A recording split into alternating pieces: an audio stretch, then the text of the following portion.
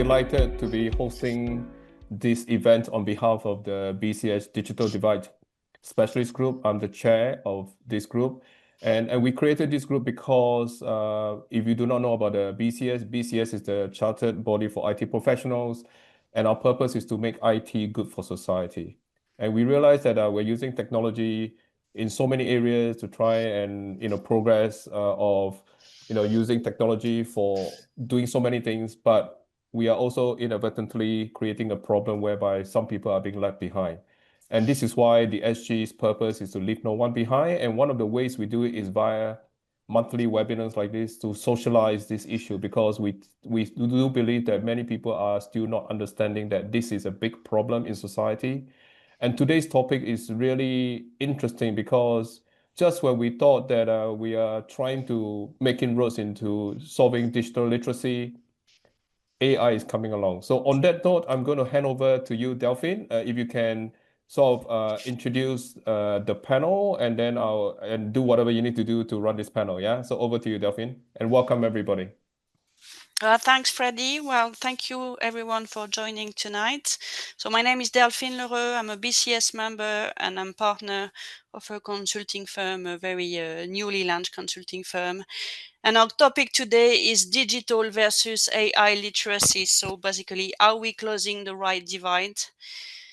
Essentially, as AI becomes embedded in our workplaces, classrooms, public systems, are digital skills alone enough? And are we addressing the real digital gap here? So basically, first we will explore what AI literacy means. It's been asked by a European Commission.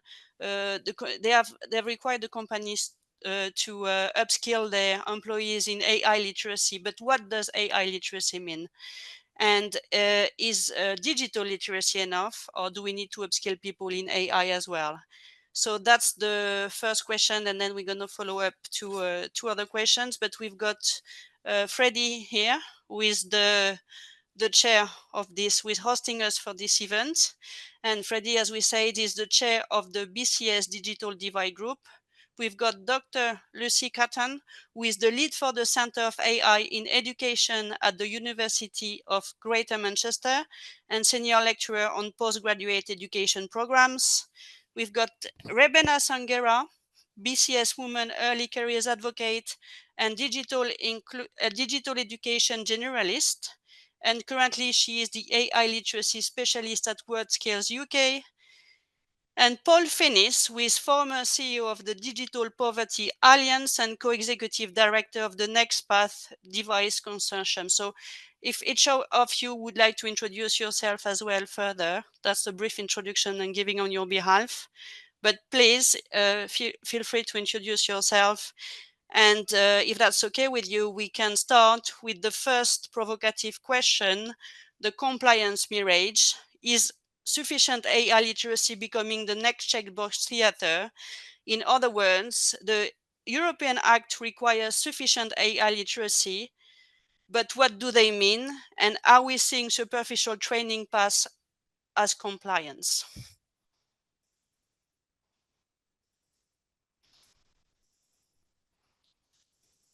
I'm not sure I should lead off on that. Just to start by saying that everyone, that I feel a bit slightly fraudulent, and I didn't realise that act exists until I read it, Delphine, and I'm not sure whether it applies to us anymore, unfortunately, because I was a pro-Euro person, but it is extraordinary. I think it's also really important to kind of define what we mean by people. So I tend to be focusing very much on school children, for instance. So some of the requirements of that act obviously don't apply. But I defer to my colleagues on the panel here who know much more about it than I do. Yeah, thank you. This is one of the one of the arching questions that really struck me. And I think I'm an educator. I've been in education 20 years, and I came to the Centre of AI role as an educator, and had to make it quite clear that I don't have a computer and IT background. So I find myself in a space with you guys, where I feel a little bit like an imposter, but I see that this this initiative needs to be cross-disciplinary. And I think for education, I think we've moved away from asking if AI should be in education, now more about asking how and for whom it's being meaningfully integrated. And at the beginning of the week, the DFE, I know that Rachel Rees has just announced a support package for teachers and leaders in schools to harness the opportunities of AI to help staff. And this has been developed in partnership with the Chiltern Learning Trust, a very large trust, and the Chartered College of Teaching. And this is a free use package of online materials. And I've dipped into it myself. And there's a series of videos and resources. But we need to be careful at this juncture, because AI literacy framed as knowing what buttons to press rather than building critical, ethical and reflective capacities in the context of the nuances of the day-to-day of schools, I worry that might be slightly overlooked. And, schools will jump at the chance to be these test beds, but a lot of these systems and the remits and the framing of the questions have been done, have been produced externally by the government, and they've got some very experienced educators and leaders and consultants on these groups, and that's wonderful. However, schools are being positioned as test beds, and I don't think they get any further funding at this point through those current initiatives, and we have to be careful that what they're doing risks homogenizing real needs of staff and students and, the local communities. I think I'm just going to chip in and concur with that, to be honest. I mean, I had a look at the materials myself and recognise that there was a lot of things there that teachers would find very useful to pick up and be able to deliver. But the challenge there is, do they actually understand what they're delivering? Yeah. Do they really understand what the impact is going to be? And there is this assumption that you can just issue materials and at some point somebody somewhere is going to be able to make these shoehorn fit in our education system, and they just don't. So there's got to be something else in place. The packaging for the support has got to be wider. You've got to be able to make your educators feel confident about what they're actually doing. And certainly at FE level, we're starting to see, at FE in technical education, we're seeing that educators are saying, well, I'm learning at the same time as my student. I have no idea what the next curveball is going to be, because they're finding different ways to get around things. They're bringing new material. They're showing me things I've never seen before. And I genuinely don't know what I'm actually assessing anymore. Am I assessing capability, competence, understanding, knowledge, all the things that we would frame as, a form of learning? It's actually getting more challenging, and that's from the ground up. So even when you've got some of the packages in place, you said the word sufficient AI literacy. What is sufficient? If these curveballs keep coming, what does sufficient actually look like? And it keeps shifting and changing. So with the best will in the world, those of us that are trying to support educators to be able to embed these practices into their classrooms and be prepared to, really create literacy across the board, still have the struggle of, all the other things that they feel that they are overwhelmed by. And then this technology that seems to be everywhere, which it is, it's inherent. Yeah. We know it's been there for years, but now that it's been rebadged, it feels a little bit overwhelming to most of the educators that are now being asked to embed it. They don't actually know what they're doing. Okay, well, that's thank fascinating. You very much. Paul? I find myself already, even though I thought I was going to be far behind, I've already feel myself absolutely in line with both of those, both Lucy and Rubina. Thank you. I think that I get a bit boring on the subject, but the reality is that I'm quite surprised that schools are being a test bed for this. There are plenty of schools that I've met and worked with who are absolutely brilliant about engaging with digital, with their youngsters and with the teachers and things, but far too few, or far too many, beg your pardon, are nowhere, not even close to that, for all the reasons, One is about skills and abilities. One's just simply about resources. I mean, there's a real interest in this, not least because the pandemic helped to kind of show this up, the importance of it all. But the reality is that they're struggling. And something like 100,000 young people leave school functionally illiterate in the UK still. Yeah, I mean, they can read and write, but not to the point of enabling them in work and that kind of thing. So, you know, for me, there are other things that we should be focusing on. And so adding more things on top of for the school just feels like maybe taking things away from some of the core bits and pieces. Having said that, I'll just finish by saying that I'm a huge fan of technology in education. I've seen the benefits, particularly that AI-driven software can help teachers in the ways it can help teachers and learners alike. And so I'm keen to encourage it all. It's just that the government really has not done anything on this since 2014. There was a kind of digital in education piece of work. I mean, you know, an act or something in 2014, but really nothing since. And so we're so far behind on that side compared to Europe. So we've got a lot of catching up to do first, I think.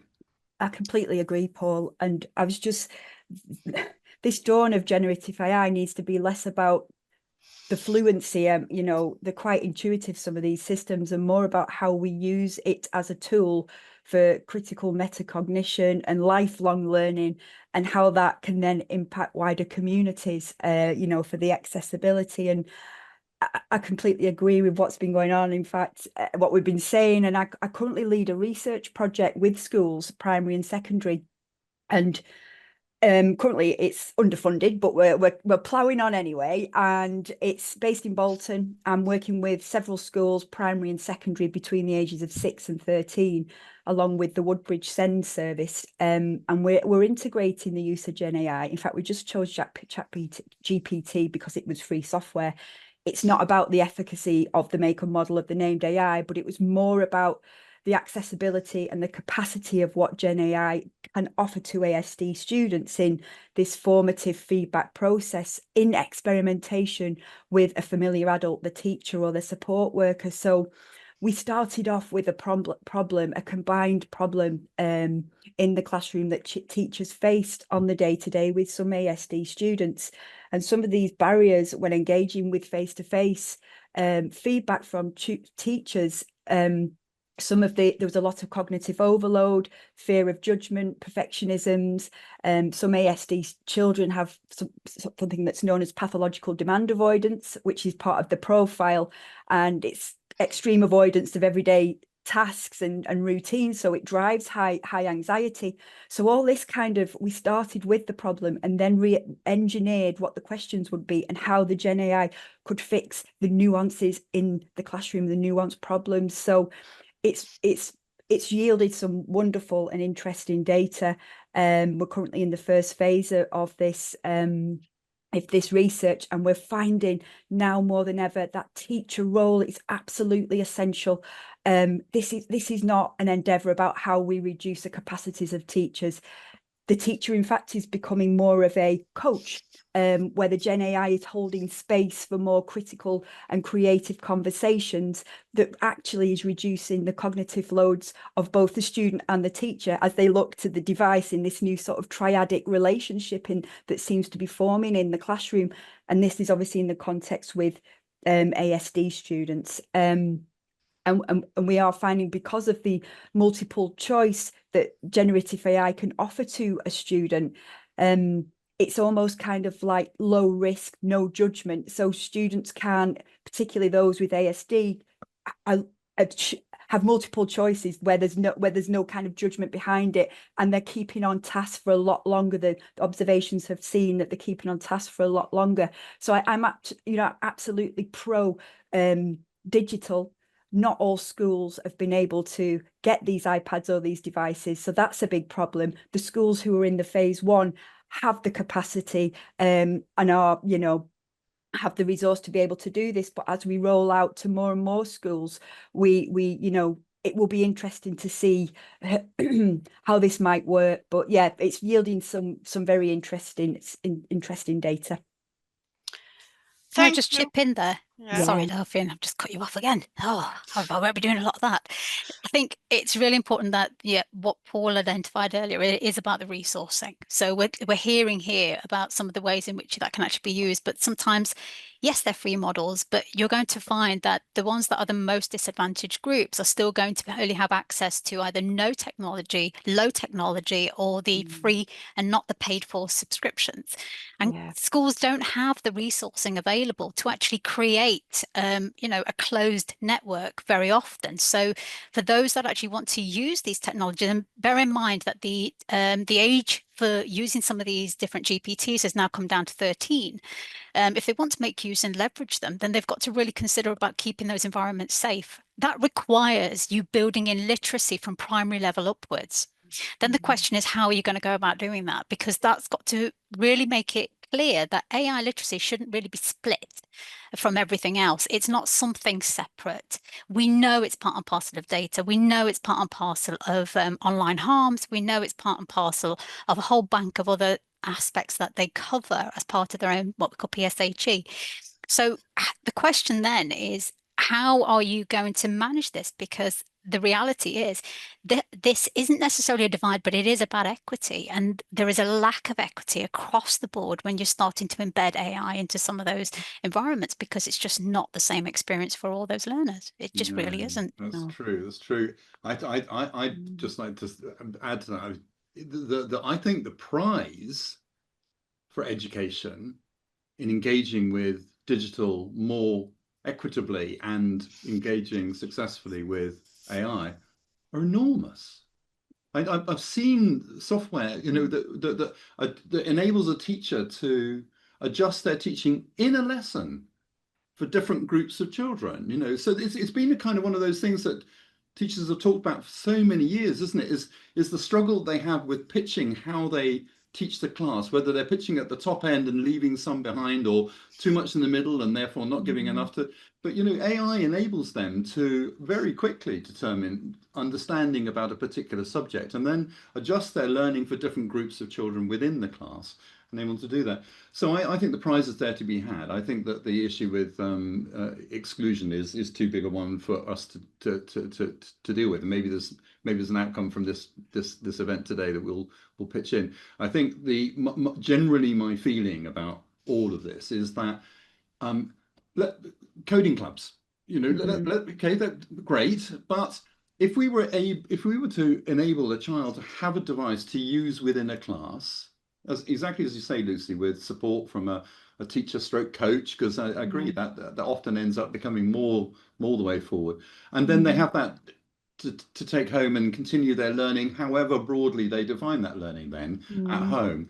Their engagement with that tech will begin to increase their understanding about things. It won't do everything you might want it to. And I think there is absolute room for support from schools and parents and everybody around good digital literacy and good understanding of AI.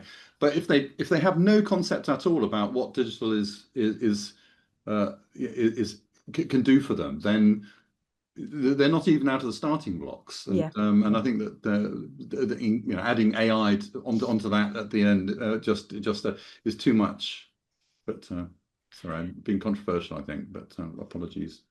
Well, thank you. That was great. So basically, I think that you partially answered the question 2 and 3, but I'm still going to outline them. So we were going to approach the literacy inequality. I mean, in other terms, is AI literacy becoming a luxury good for the already digitally literate? And the third question was around the obsolescence trap. That means that should we teach AI literacy as it is now? And is it something that's going to become obsolete in 6 months, or should we teach something that's timeless, basically? And I'm asking these two questions together because, in a sense, the first question is about, and you probably partially answer it in the classroom or even in professional environments.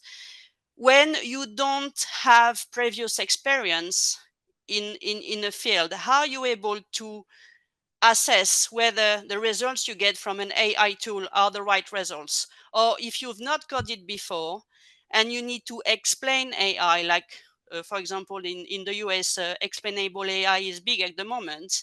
If you don't know how to program, how are you able to explain the results you get from the AI tool? And if you don't get these two skills, first, the knowledge on the field, whether what Gen AI gives you, whether ChatGPT's answer is right or wrong.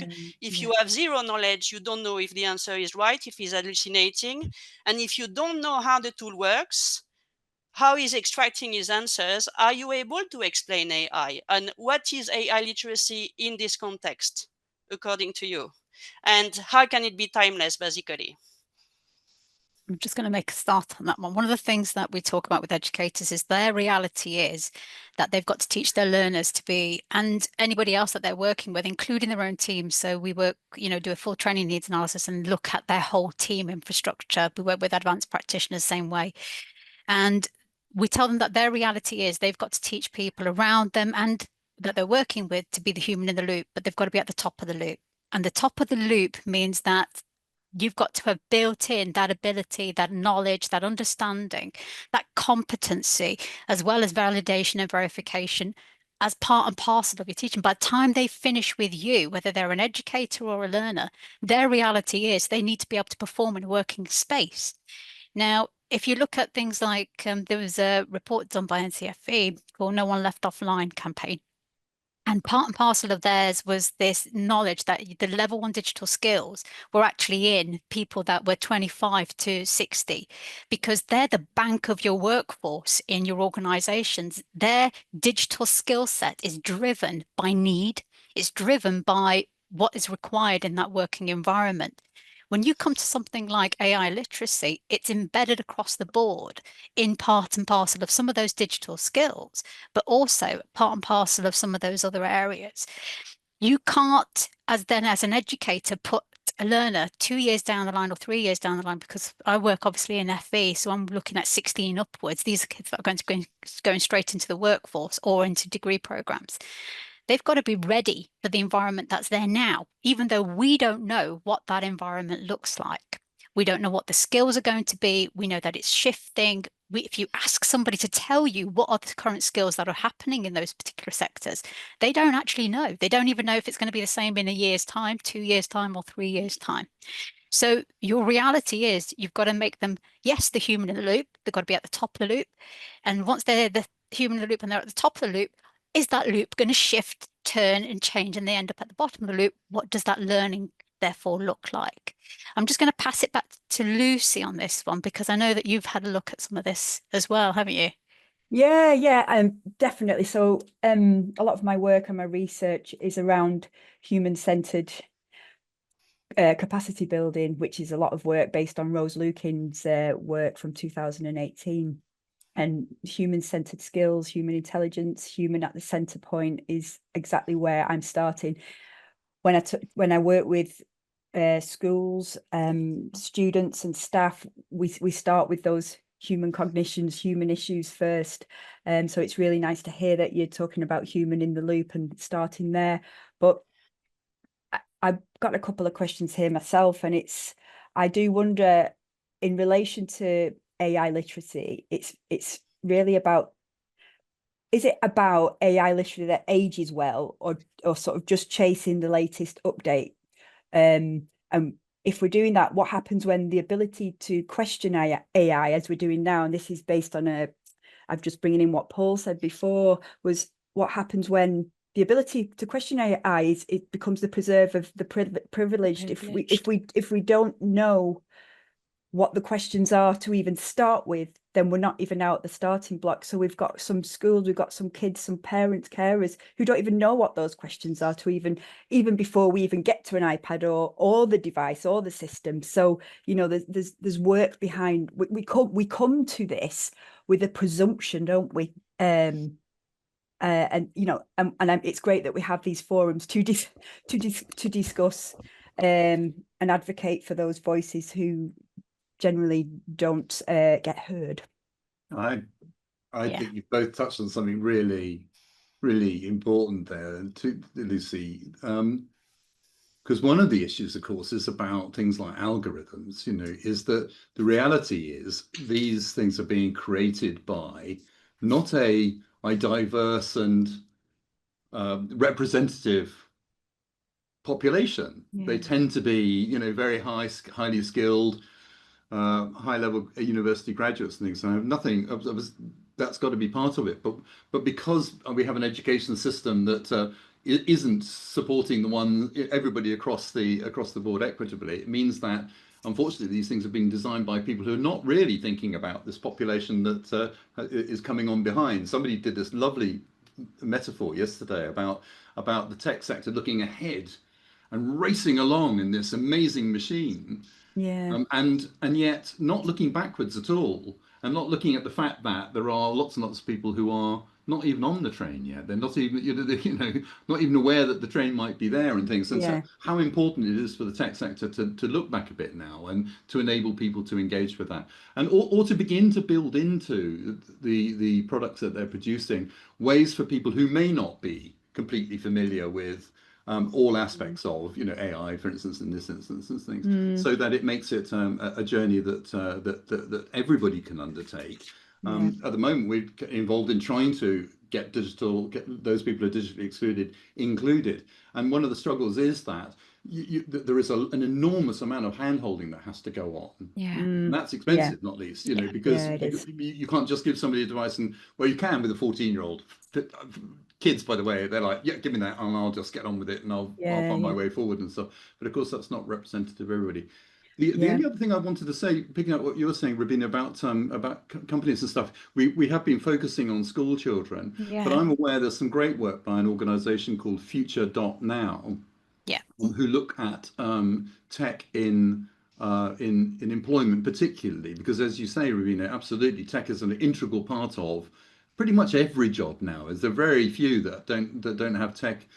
It requires some technology and stuff. And actually what they found is that very small percentages, I think we're talking about less than 10% of companies, are investing any money at all in training for tech for their employees. And yet at the same time they're saying, there is a dearth of tech skills out there. So that's another area that needs to. So Delphine, I don't think we're really up yet in the UK, at least. I'm not sure how things might be in Europe for engaging in good AI learning for employees, because we're struggling at the moment to do even the very basics with the employees. I think that's absolutely key, because when we talk about things like, the EU has got this EU AI Act, the, Article 4 kicked in 2025. And we know that they're saying, the expectation is that any organization that interacts with some of these organizations in the EU, there's an expectation that they are AI literate. They have an AI literate workforce. And they've left it very deliberately broad, pretty vague, in which case you don't always know what the expectation is. But equally, we are only over here, and we still have the same problems that the EU have. We still have same data requirements. We still engage with systems in the same way. It doesn't mean that it shouldn't apply to us. It means that somewhere else, somebody else has taken the lead to say, this is something that people need to think about. And certainly in your organizations, you still have the same degree of liability. So you've got to look at your AI literacy in a little bit more of a fluid context. It's not a bolt-on. It's not something you add on to everything else. It's embedded, because it's part and parcel of the systems that we interact with, that our workers are interacting with, that our colleagues are interacting with. We are on the receiving end of the outputs that our colleagues are producing on some of these systems, whether they are AI literate or not. In fact, if they're not AI literate, is it actually illegal what they're doing? Are they using data they shouldn't be using? Are they dropping things in there in context that they shouldn't be using them in, because no one's actually built this awareness in? And I think one of the things that Delphine had mentioned earlier was, is it enough? Are we doing enough to just say, are we compliant? This isn't about compliance. This is about your liability and your exposure as an organization. If you haven't encouraged your teams and your staff and your employees to really understand what the liability is for them. When we're doing it with educators, that's where we start with. Our baseline is, this is your liability under the ICO. This is your JCQ guidance. That's the exam board regulator that looks at what the exam guidelines are. This is your liability according to the Department for Education. That's where we start. We start with that, because that's really painful if you get it wrong. That's your professional practice. That's you as an educator. That's you as an IT professional that needs to know what your liability actually is and what the impact is.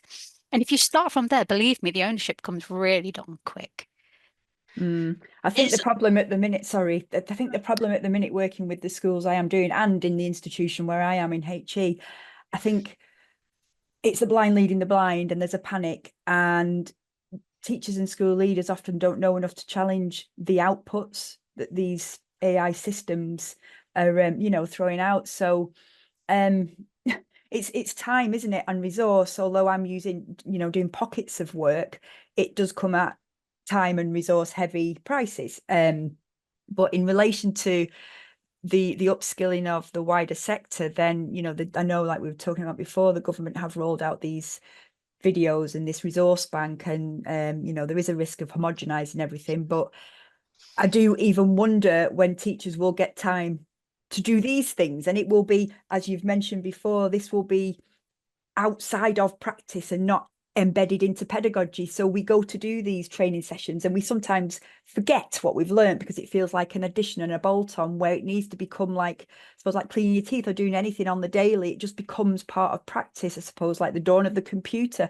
We wouldn't go to work not thinking we would be, be able to do things with a computer anymore. But now it's going to be like that with the AI. We need to start considering it, or schools certainly do, as part of daily practice, and to learn in tangent with teachers and students together as we maneuver through these next few years. Great. I have a bit of my worry around AI is that the vast majority of stuff that I read, and this was absolutely true with, if you think about digital and the internet and things some years ago, can be very negative. It can be a worry. Lucy, you're just sort of touching on, and there, you can. That this is a real problem for children. It might be, it might introduce them to all sorts of things that are not in their best interests and things. I think what's really important is that these messages are balanced. For instance, I remember there was Mumsnet. You remember Mumsnet? Well, it's still fantastic. Oh, great. But what they found was that, in fact, about the internet and schooling, about learning on a device, is that 95% of it, 95% of the information that mums were receiving generally from the media and things were negative. Were about the impact of child, things like screen time and that kind of thing. And so there was no balancing stuff. So of course, mums and dads were like, oh, we don't want to do that. And particularly the groups who are just relying on that kind of information to guide their thinking. And as a result, they would shy away from it. But the reality is that if it was balanced information, so they're saying there are loads of great things about this as well. So I think whatever we do, because I don't want to stop the integration, the introduction of AI in learning, because I'm seeing the benefits for teachers in terms of time saving, in terms of management, in terms of that dreadful marking, all of those kind of things which suck up so much of the time and take them away from their day-to-day teaching abilities and things. But it has to be tempered with this kind of management. I agree. There has to be some kind of but I don't know how it goes ahead. The last thing I'll say just on this for now, I was over the moon when the Scottish government added digital literacy into their education programme and paired it with literacy and numeracy. So in Scotland, digital literacy sits alongside numeracy and literacy. But it doesn't in the UK government. And in fact, I have to say, unfortunately, Scotland has struggled to meet that. But at least it's an ambition. It's a kind of a direction that they want to head. The reality of turning into reality makes life very difficult. But we don't have anything like that in the UK, as far as I know. I think, Paul, in some of the schools that I've been working with, especially the senior schools, these literacies for the kids are happening. They're deciding, some of them in silos, that they're going to deliver it as part of PSHE in year 7. So the schools have just taken it upon themselves to create this digital literacy program guided by some teacher who has the most knowledge in the school at the time, and we're going to go because we're kind of in a panic about this, and these kids really need to know, and they're going to shoehorn it there. So I'm finding just in the local Northwest that it seems to be being done in silos, and whether something more central happens remains to be seen. I'm just going to touch on the last part of what Delphine had suggested about you know, are we looking at skills that are we focusing too narrowly on just AI skills? And I think there's something to be said for that. We've certainly started to look at can you build capacity into your classrooms for disruption, regardless of what that disruption looks like. What skills should you be building? And we focus very much on the adaptability and the lifelong learning elements of it. But it's easy to say those things to both educators and to learners, and they don't know what they mean, to actually create that capacity. And if I was to say that in a HR space, in you know, under workforce development, they don't necessarily know how to approach it. How are you going to build that capacity into those spaces? So you've got to actually, you can't just talk about things like problem solving without giving a method for it. You can't talk about things like, you know, adaptability, but without saying how you're actually going to make that happen, because that's what creates that ability to move between different sectors, to take your skills with you, to embed digital practices, because without that, you can't do that. So at some point, you need to consider what those you know, capacity building elements look like, and that's what's actually needed. The more you can make that sort of frictionless, because you've got to remember that when you look at the job sector, I think there's something like 60% of the job adverts require some degree of digital skills or AI at level 1 or above. And if you're looking at that and our learners are not actually hitting that level, they're not getting a formalized type of learning, they're not getting the digital skills or embedding it, putting AI literacy in with the mix just feels like something else that they say, well, yeah, I know this. But actually, when they get into a workspace environment, their skills don't fit. They're not usable. They're not bankable. They're not something that you have to unpick what everybody else has done and get them to relearn the skills that are necessary, that are actually useful in a working environment, because that's a real problem for most organizations. That's a real thing. So often our own education system isn't embedding those things. I mean, I've been an educator for 25 odd years. I've in education for 25 odd years in one capacity. I've worked with advanced practitioners, and we still have this issue of educators saying, well, I don't feel confident about the skills that we're embedding. I can't get these learners quite there. They don't understand the value of this. And then when they get into those workspaces at 18, 19, 21, whatever it might be, they're still not equipped. And it takes a long time to actually bring them in. So if you're looking for a workforce that's already got AI literacy, where are they getting it from? If your own organization A isn't teaching you, if the education system isn't embedding it, and nobody else is teaching you how to do it either, because there's a need for it, there's an expectation it's coming, but I can't quite work out from where. And my question around this, Rebecca and Lucy and Paul, is that, for example, correct me if I'm wrong, some best practices in AI literacy are saying that they want to categorize the risk. And if it's high risk, they're going to teach people AI literacy, which is quite deep.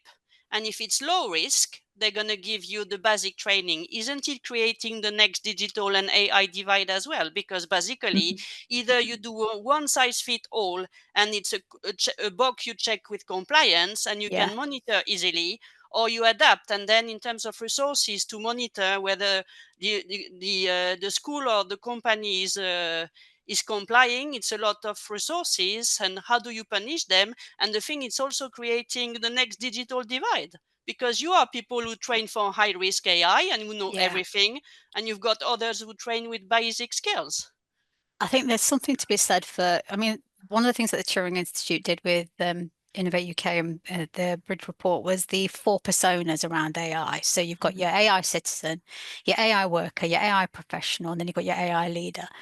And if you work with educators and you say to them, look, your reality is every single person that you touch, you look at, you have in your classroom and above you as a manager or a member of your SLT or your CEO, they're all AI citizens. That's your reality. They are all AI citizens. So what literacy needs to be embedded for them to actually engage with society as a whole, because you are subject to the decisions made by AI, regardless. Then when you look at the most disadvantaged, you'll find that they can't actively engage as AI citizens. They can't, because they don't have the technology for it. They don't have the awareness for it. They don't even know when they're on the receiving end of some of the questions or the decisions made by AI. They don't know what their rights are. They don't know where they sit in any of that. If you then say, well, actually, that's pretty valid for most of the population in the UK, that they don't actually know who they are as AI citizens, you've got a bit of a problem on your hands, because you're subject to decision making made by these systems across the board. And for those that are actually disadvantaged, they will find that divide. It's not just one divide. We already know that it's multiple issues, multiple divides that are actually appearing and have appeared over time. We know that there's gender divides in those. We know that, you know, in terms of participation, it's social mobility this week, for goodness sake, you know, and we still find that people aren't able to change the situation from one generation to the next. These are problems which are compounding. So first off, everybody does need to know how to be an AI citizen. What does that mean for them? And if that's down to an organization, or if that's down to a wider understanding in literacy, if that needs to come from the schools and then come into society afterwards, it's got to be thought about. But your AI workers, they're the ones that are actually, yeah, you're absolutely right. They're looking at the higher risk systems, and then your AI professionals are going to be, you know, they're your data professionals, they're your AI specialists. When are you going to wait? Because these people are the ones that every single person is an AI citizen. What does that actually look like? Isn't literacy for everybody then, if you're a citizen? Yeah, exactly. Exactly. Yeah. Well, it's almost like, what does it mean to be literate, depending on the starting position you find yourself, if that makes sense. So obviously I'm coming from not a computer background or IT background, an educator background, and a lot of the schools I work with have multiple languages in the classroom. So a primary school down the road from where I work has 25 different languages in the classroom, even before we start to teach. There's other challenges going on in those particular classrooms, and obviously you know, lots of different cultures in there, which is wonderful. However, you go to some of these schools and they say AI, we'd love it.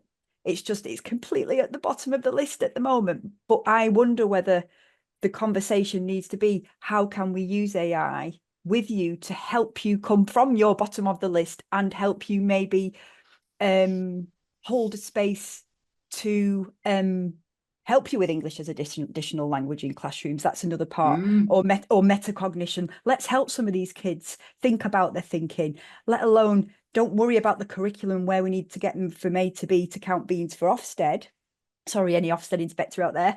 How is it that we're going to build those lifelong learning skills and empower kids to understand how they're thinking, how they're processing, what ways, multimodal ways we like to learn, and maybe have those conversations with the Gen AI even before we start looking at curriculum content. So, you know, that's kind of a place where I am at the moment with the metacognition piece. I think that's really interesting, because Paul had said something earlier about, you know, not just seeing AI as being something that's negative. And I work with a lot of educators who see it as negative. They see themselves feel themselves being on the receiving end of it. But I've seen so many pockets of great practice, you know, the use in ESOL, the use of sort of mental health awareness, ironically, you know, the buddy system where you don't feel completely alone when you're socially excluded. There's lots of different ways in which the technology can actually be beneficial. I think there is something to be said, and there's a lot of comments in the chat about the critical thinking, and I think people are spot on. I think you know, learning is cyclical, so it's something that sort of grows as you invest in yourself. And we do need to think about how these technologies are working. We need to understand how our learners are already using them, because a lot of that practice is hidden. We don't actually know how some of the young people that we work with are using the technology and where they're using that technology, whether it's actually, you know, it's something that's actually helping their learning or actually taking the place of some of that learning. So we need to be more aware of what that impact actually looks like, and we're not fully there yet. I agree. Equally, the technology is there. Yeah, go for it, Paul. No, yeah, thank you. No, I think that also the thing about learning generally is that it's much more unique to each individual than people make out. I think one of the issues with the teaching system is the curriculum, is that it says that all these children need to know this about this today and need to know about that the week after next. And I see it happening with my kids. My eldest is now just coming up 13 and things. And the things that interest him, which are often outside the curriculum, I have to say, are just engages him, and off he goes, and he's fascinated, and there's nothing he doesn't know about anime or whatever it might be, you know, things like that. And then I think so AI has an opportunity to help those, and particularly things like lifelong learning and things, Lucia, you talked about, which I absolutely adore. I think that for me, lifelong learning meant standing outside some pouring, rainy, wet Thursday evening in, you know, Bracknell town centre and stuff. And whereas now I can just do that online and things, which I absolutely love. And I just, if it's okay, I just want to put into context. We did a piece of work at the start of Digital Poverty Alliance, where we asked teachers what their access to devices and connectivity and things like was like at home. 40% of teachers said they didn't have the connectivity or the device that they needed at home to get on and do the things they needed to do. And so unfortunately, there's a bigger sort of systemic problem that we need to deal with and things. Having said that, you know, I think the cat's out of the bag, or the horses are bolted and things, and we'll need to manage that as best we can. And the idea of developing AI training and learning and things for people makes great sense. It's just we have to be aware that there is other things that we need to be getting on with so people can catch up. Yeah, I think as well, speaking to some schools, Paul and Rabina, and they're worried now because they've got these big ed tech companies knocking on the door, trying to sell them the Ferraris of the systems, and there's all sorts you can get wowed by, isn't there? But I think we don't need that ultimately, always. And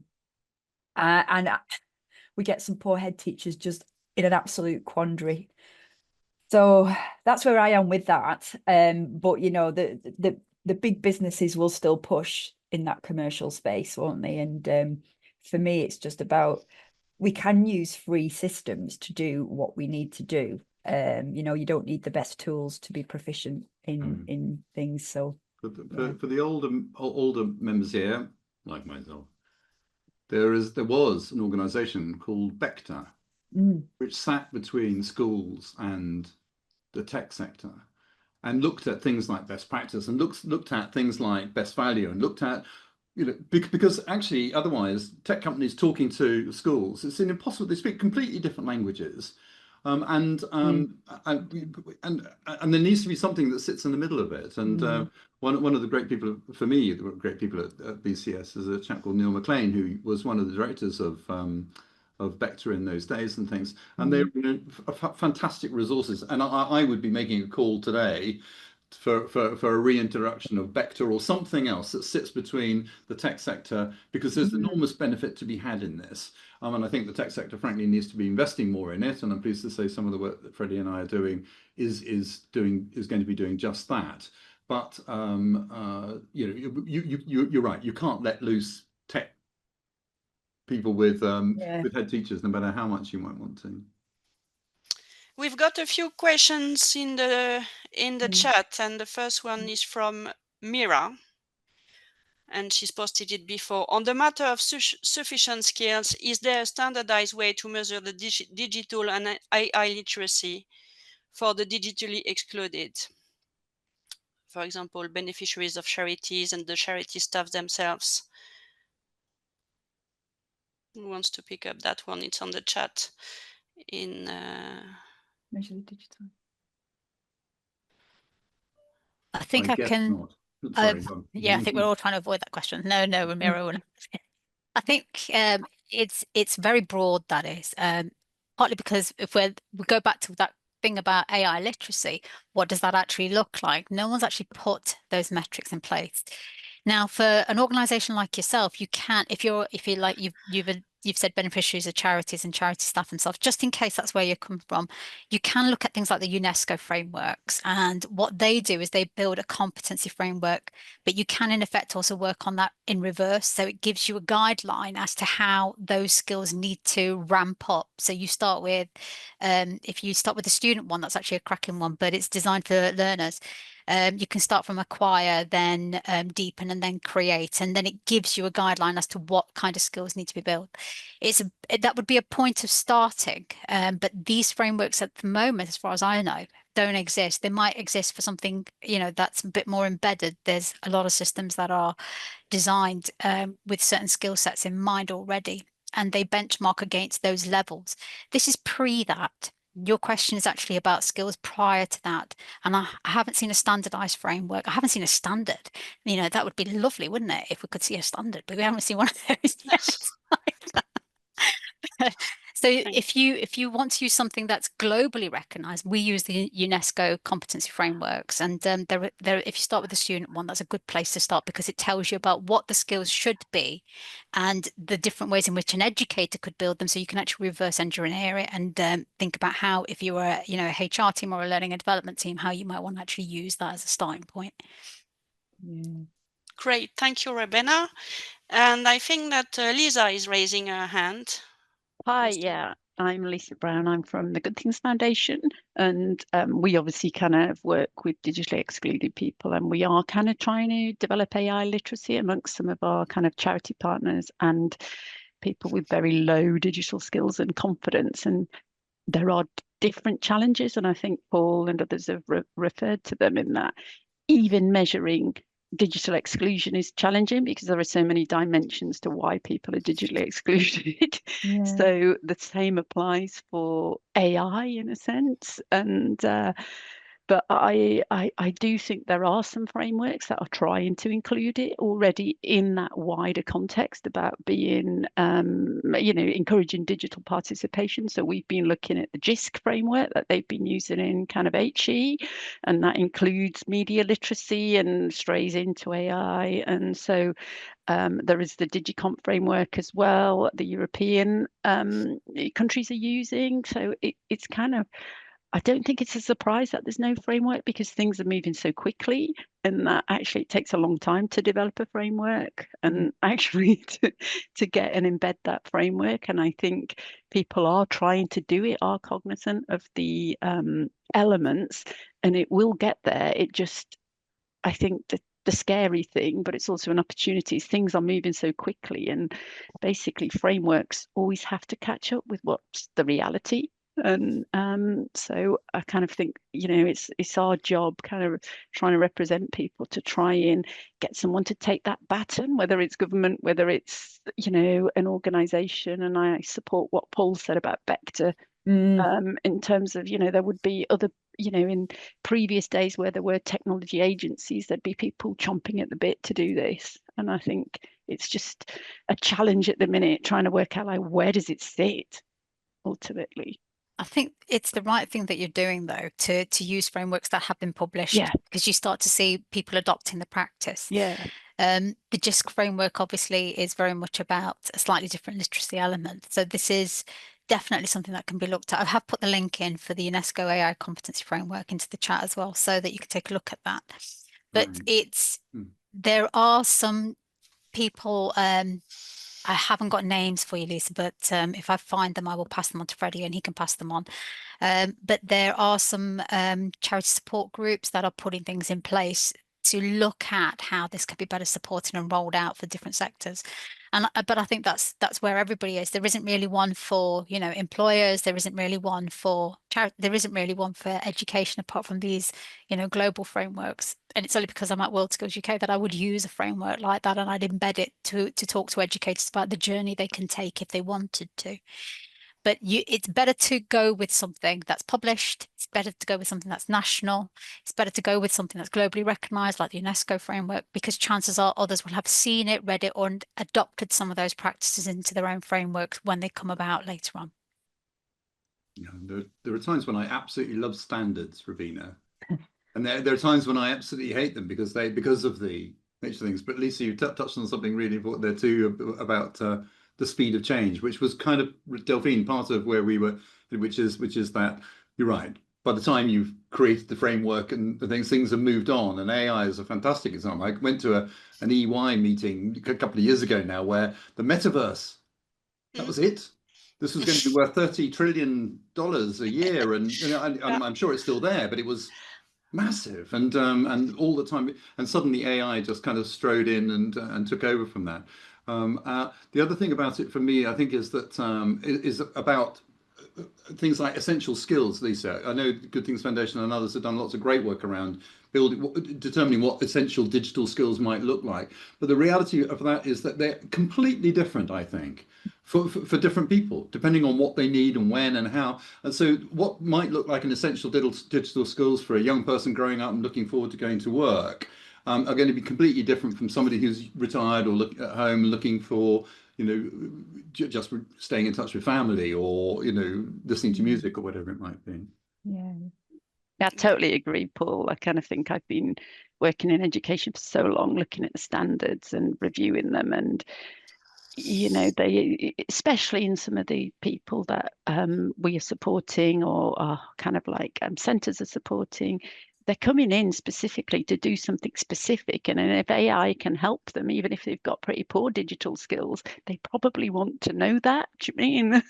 And so it is horses for courses. And I think this, frameworks and standards do help in certain areas in terms of trying to get like a national coverage, but like how they get used on the ground is usually determined by how good the person is supporting the individuals and whether they have got an appetite to really do this, or, as you were talking earlier, got the space, luxury, resources to actually be able to kind of do it. And I think a lot of the standards where we've been struggling generically, and this has always been the case when I've even been working in basic literacy and basic numeracy, is like to have a diagnostic or an assessment against a set of standards is problematic in itself because they're so large. People are never going to want to have to do an assessment against a set of standards to be able to just get on and learn a small bit of information or skill that they need at the time. So I think there's different applications of the standards, but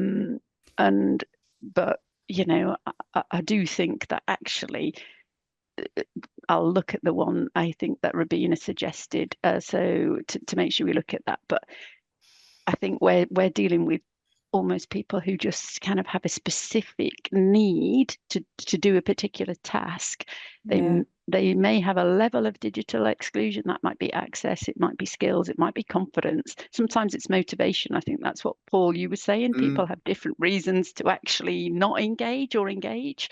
And the skill is like someone to support people, to point them in the right direction for the skills and knowledge they need to do that task. And that, our hope is that generates people on a journey to kind of find out more for themselves. I think, Lisa, I completely agree. And I think that is a question around knowing the question in the first place. And this is an individual question to individuals, is why does this matter to me? I know why you think it matters to me. I know why the government thinks it matters, or the institution, or why my boss thinks it. But what drives me to care? And I think that's the question. And that will be very different for everybody. So to get a competency framework's just an absolute tangle, but there is that level you can come in at for sure, just to get in the right ballpark of the questions we need to be asking, to then set those questions in motion and the light bulbs then can come on for people. Why does it matter? Why does this matter? Totally agree. I think no notes for running out of time. I was going to say, Delphine and Freddie and Margaret, you've opened up a can of worms, clearly. But but one that I'm really pleased that you opened and things. And I wonder whether we might not aim to try to get back together again in a month or two, because this is a subject that needs the attention that you're giving it, which is so. Delphine, if you don't mind, I'm going to try and draw this to a close. But first of all, I just want to thank all the panelists today, especially Delphine, for organizing this. And Paul, just to answer your question, this is why we did this webinar as a start to continuing this conversation, right? Because there's a lot of strengths towards this. And just a quick thing about competency framework. The BCS, for example, has been using this thing called Sophia framework. I would encourage people to have a look at it because it provides quite a comprehensive framework to think about defining competencies for specific areas and also at different levels. Right now, it doesn't answer the question about what can you do for digital literacy or AI literacy, but as a framework to create something, it's worthwhile having a look at it. That's all I'm saying, okay? And Rubina, I know you know a lot about this space, so let's hook up on this topic. And just to close this off, the reason why we do this is because even for professionals like us, the kinds of things that we should know, guess what? It's beginning to be harder and harder. And not only that, we will get to a point whereby we got to relearn or even unlearn to learn again. And we are about to do a survey to just try and find out from our own members. And maybe that's something that we can work with the panelists today to see whether there might be scope to create a survey that's more comprehensive, that allows us to really understand the issues and the kinds of things that we can do to address this. Yeah. So I would love to pick this up with all the panelists today. So on that note, thank you all for your time. It's such a important topic. So let's continue this discussion. Delphine, thank you very much. And thank you to Lucy, to Paul, to Rebecca, and to all of you who participate in this. Yeah, thank you, Freddie. Thank you very all. much. Thank you all.